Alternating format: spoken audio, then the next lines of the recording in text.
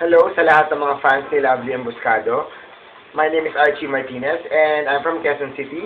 Ako po ang nag-iisang admin sa Facebook, ang fan page ni Lovely Emboscado. All you need to do is just to type Lovely Emboscado Fanatics and do like it.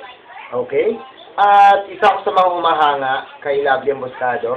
And itong video na to is a form of reaction dahil sa mga nababasa ko na parang super personal na yata yung ginagawa nila basing sa pagsasabi kay Lovely na isa daw siyang maarte at walang manners. Karamihan daw ng mga sinasamahan ni Lovely sa loob ng quarters nila sa Protégé ay talaga namang may mga manners daw. At maarte rin daw si Lovely Emboscado. Isa lang po ang gusto kong sabihin at iparating sa pamamagitan ng video na to since I'm supporting Lovely Emboscado. Wag rin natin siyang laisin, katulad ng sinasabi ng iba na pangit siya, dahil beauty is in the eye of the beholder. Una, yung sinasabi nilang maarte si Lovely, nilalabas lamang ni Lovely yung totoong nararamdaman niya. So para sa akin, kapag ginawa mo kung ano man yung nararamdaman mo, hindi yun kaartihan.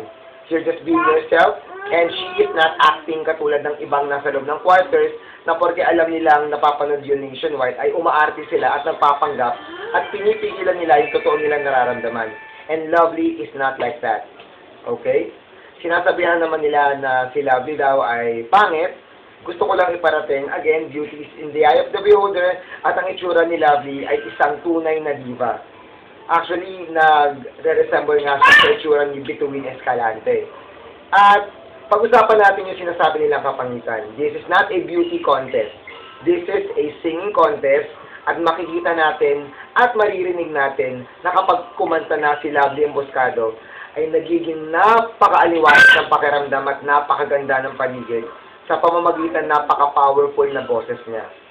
So then again, gusto ko lang iparating na hindi rin siya malandi katulad ng iba.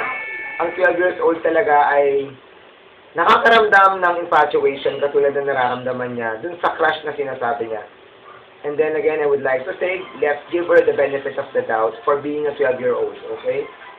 12 years old lang siya, and again, hindi ito attitude contest. Ito po ay singing contest. Attitude may count, pero bandang huli, yung talento pa rin nila sa pagkanta, yung pagbabasehan natin.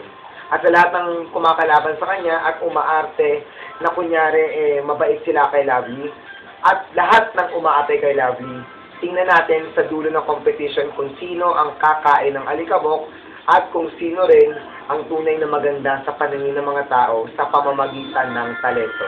Kaya go Lovely Emboscado, sinusuportahan ka namin and you are the sure winner for this competition which is Protégé of GMA7.